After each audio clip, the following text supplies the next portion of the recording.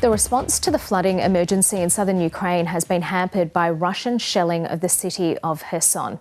Hours after President Volodymyr Zelensky visited the area, aid and rescue efforts had to be suspended. The fighting returned 2 days after the collapse of the Kakhovka Dam and the associated Russian-controlled hydropower plant on the Dnipro River.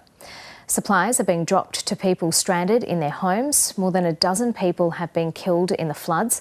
Thousands of others have been displaced and tens of thousands are without drinking water. I live on the third floor. The water covers the ground floor. At night we kept looking with the flashlight whether the water was rising. This morning, the water was up to my knees. I was afraid that if it raises even more, I will not be able to leave at all. That's why I decided to evacuate.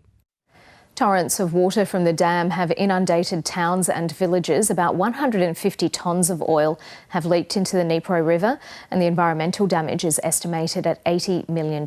Crops have been ruined and landmines have been displaced. Some could wash out to the Black Sea. It's estimated about 40% of Ukraine's territory, an area slightly bigger than Victoria, is covered in minefields and unexploded bombs. The immediate threat to us and our staff and civilians is the fact that mines might move, and that will lead to the need for us to resurvey these areas, remark them as minefields, and obviously reorganize ourselves in terms of how to approach the clearance problems.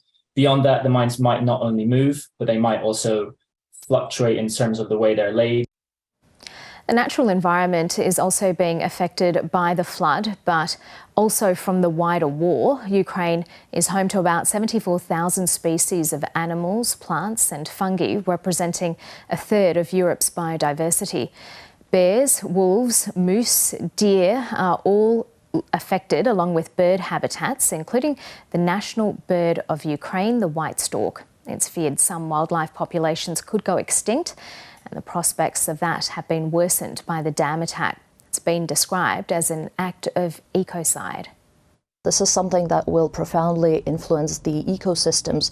This is something that, apart from its economic damage, right, these are Ukraine's most fertile lands, so it's going to have a profound impact on Ukraine's agriculture, on Ukraine's industry, but also it is a major public health crisis.